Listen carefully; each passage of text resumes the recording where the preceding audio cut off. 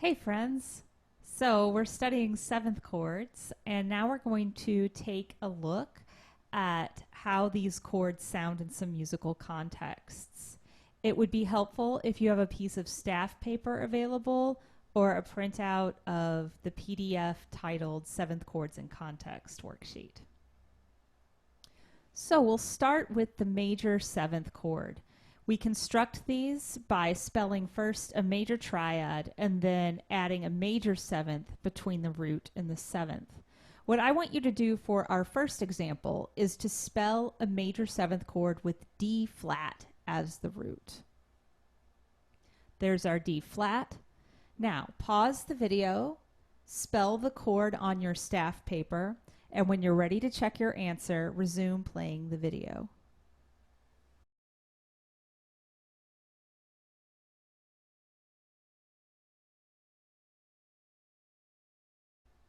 There it is, D flat F, A flat C.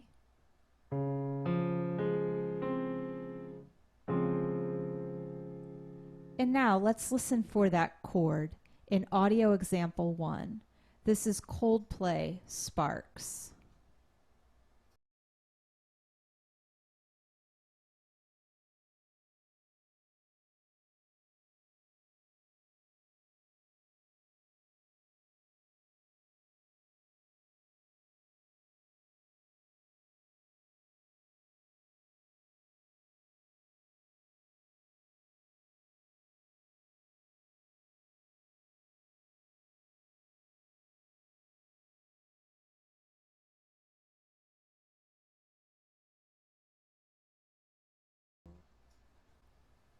Now let's move on to the major minor seventh. I want you to spell a major minor seventh chord with E as the root. Pause the video, spell the chord, and when you're ready to check your answers, resume playing.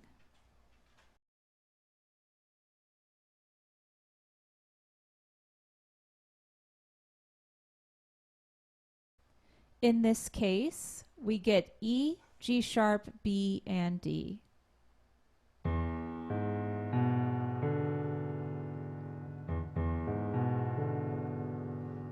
Let's listen to this chord's use in audio example 2. This is Roy Orbison's Pretty Woman.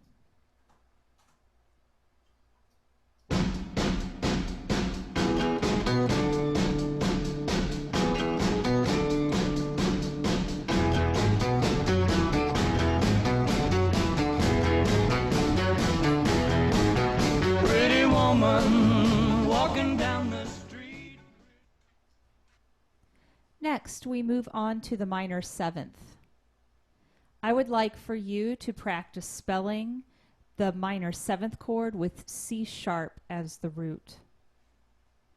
Pause the video, spell the chord, and resume playing when you're ready to check your answer.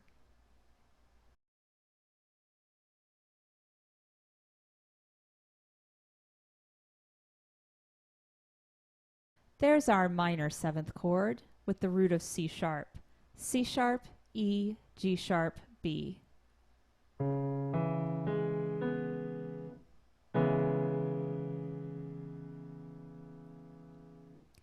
Look at score example 1.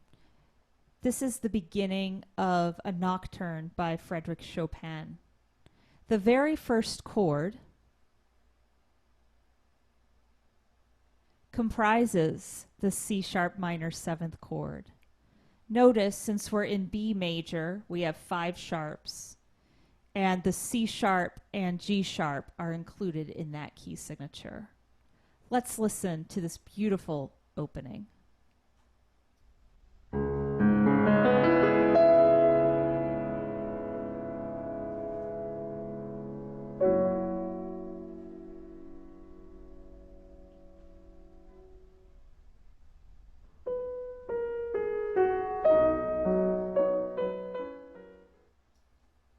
Now let's do some work with the half diminished seventh. This is the one that has a diminished triad, so 2 minor thirds on bottom, and then a minor seventh between the root and the seventh. Pause the video and spell the half diminished seventh chord with F as the root. Resume playing the video when you're ready to check your answer.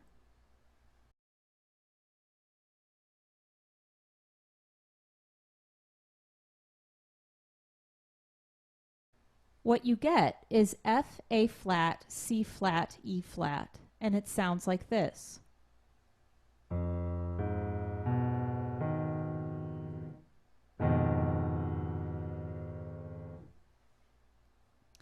Now, the score example I have prepared for you has a very interesting enharmonic respelling of this chord.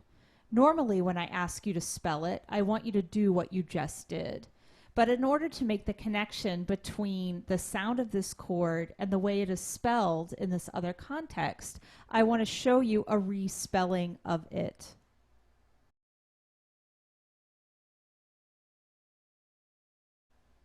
Can we agree that these two chords I've written here are enharmonically equivalent?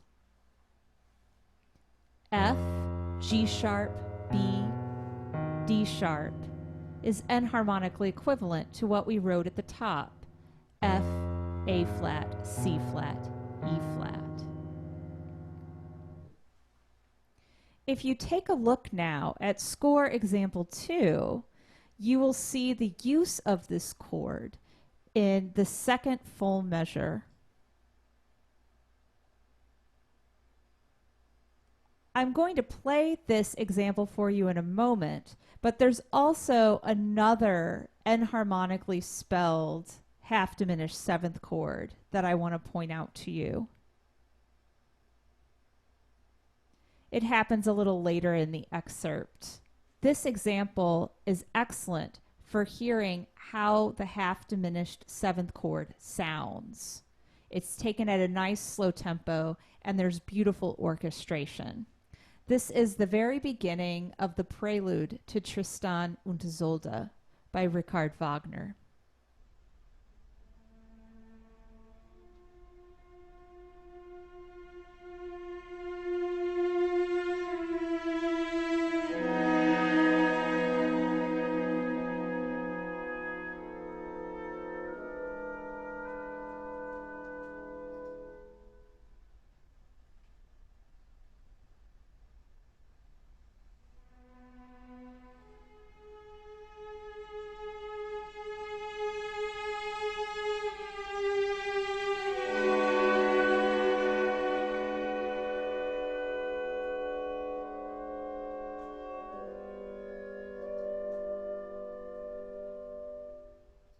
Our last example of the fully diminished seventh chord uses all minor thirds all the time.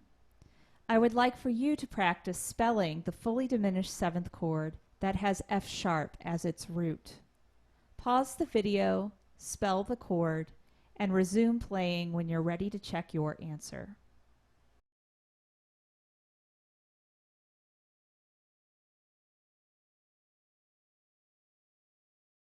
This chord is F sharp, A, C, E flat, and it sounds like this.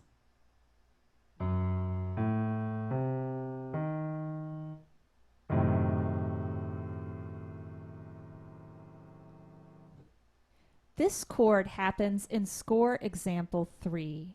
This is an excerpt from a concerto grosso movement by Archangelo Corelli. When we listen to the example, you'll hear additional instruments being played, including a solo violin. This is just a reduction of 4 string parts. But notice in the score, the cello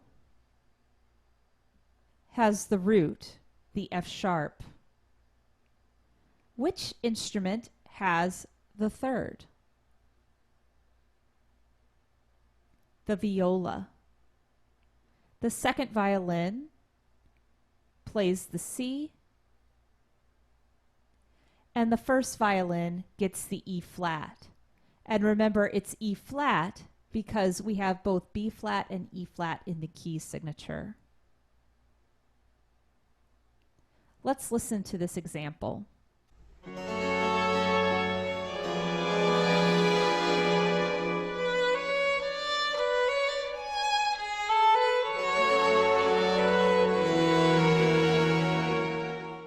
And that concludes our contextual examples that use seventh chords. We will be encountering many other examples, aural and score, that use seventh chords as we continue our studies in this class.